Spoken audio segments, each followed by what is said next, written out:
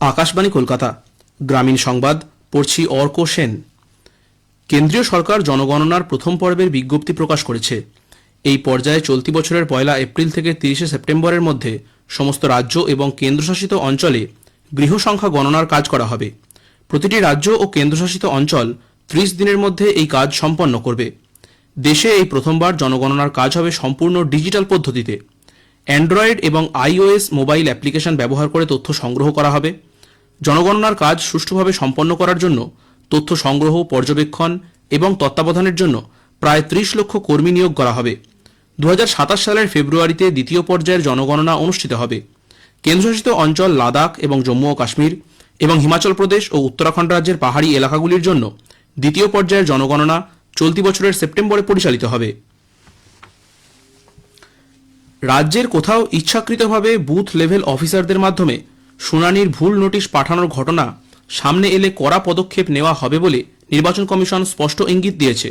Commission সূত্রে জানানো হয়েছে, যদি প্রমাণ মেলে যে উদ্দেশ্যপ্রণোদিতভাবে ভোটারদের বিভ্রান্ত করতে বা প্রক্রিয়াকে প্রভাবিত করার জন্য ভুল নোটিশ পাঠানো হয়েছে, সেক্ষেত্রে দোষীদের বিরুদ্ধে এফআইআর দায়ের পর্যন্ত করা হতে পারে। নির্বাচন কমিশনের একাংশের বক্তব্য, ভোটার তালিকার বিশেষ নিবিড় সংশোধন একটি সংবেদনশীল ও আইনসিদ্ধ প্রক্রিয়া। সেখানে কোনো রকম অসৎ উদ্দেশ্য বা প্রশাসনিক গাফিলতি বরদাস্ত করা হবে না। তাই ভুল নোটিশের অভিযোগ এলে প্রতিটি ঘটনাই আলাদা করে খতিয়ে দেখা হবে এবং প্রয়োজনে কঠোর আইনানুগ ব্যবস্থা নেওয়া হবে বলে কমিশন সূত্রে জানানো হয়েছে। এসআইআর শুনানিতে প্রমাণপত্র হিসেবে জমা দেওয়া রাজ্যের জারি করা ডোমিসাইল সার্টিফিকেট আপাতত গ্রহণযোগ্য নয়। ইতিমধ্যেই যে সমস্ত ভোটার এই শংসাপত্র জমা দিয়েছেন তাদের ফের শুনানির জন্য ডাকা হতে পারে বলে ইঙ্গিত মিলেছে। কমিশনের তরফে জানানো হয়েছে, এসআইআরে প্রামাণ্য নথি হিসেবে রাজ্যের জারি করা স্থায়ী ঠিকানা বা বাসস্থান সংক্রান্ত শংসাপত্র বলতে যা বোঝানো হয়েছে, ডোমিসাইল সার্টিফিকেট তার আওতায় পড়ে না।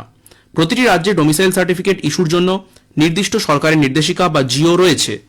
এই রাজ্যের এই সংক্রান্ত শেষ সরকারি নির্দেশিকা অনুযায়ী মূলত সেনাবাহিনী ও বিভিন্ন আধা সামরিক বাহিনীর চাকরি প্রার্থী অবাঙালি নির্দিষ্ট কিছু শ্রেণীর মানুষ এই সার্টিফিকেটের জন্য যোগ্য বলে উল্লেখ ছিল।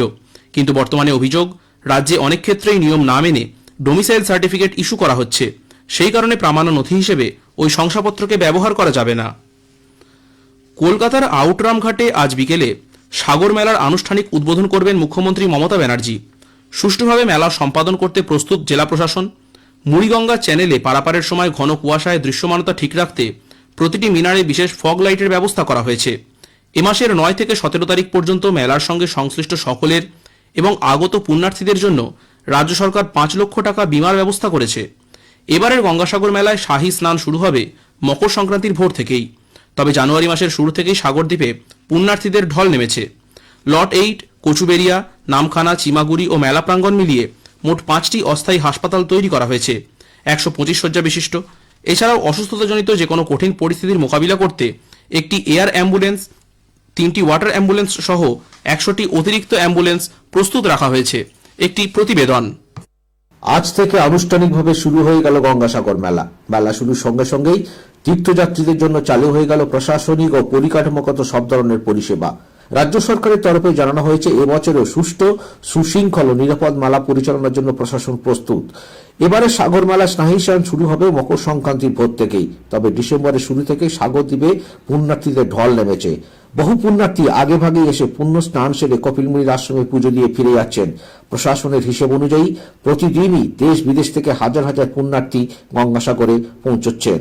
মেলা শুরুর সঙ্গে সঙ্গে আজ থেকে অতিরিক্ত পুলিশ বাহিনী মোতায়েন করা হয়েছে। সিভিল ডিফেন্স, এনডিআরএফ সহ বিপর্যয় মোকাবিলা বাহিনীর সদস্যরাও দায়িত্বে থাকবেন। ইতিমধ্যে রঙিন আলোকমালায় সেজে উঠেছে মিলন তীর্থ গঙ্গাসাগর। গৌতম মণ্ডল, আকাশবাণী সংবাদ, দক্ষিণ 24 পরগনা। রাজ্যে শীতের প্রকোপ অব্যাহত। কলকাতায় সর্বনিম্ন তাপমাত্রা গতকালের থেকে বাড়লেও তার স্বাভাবিকের থেকে কমই রয়েছে। সর্বনিম্ন তাপমাত্রা রেকর্ড করা হয় 11.6 ডিগ্রি সেলসিয়াস, যা স্বাভাবিকের থেকে 2.3 ডিগ্রি কম। আজ রাজ্যে শীতল আবহাওয়া পরিস্থিতি থাকার সম্ভাবনা রয়েছে উত্তর ও দক্ষিণ 24 পরগনা, নদিয়া, মুর্শিদাবাদ এবং হুগলি জেলায়।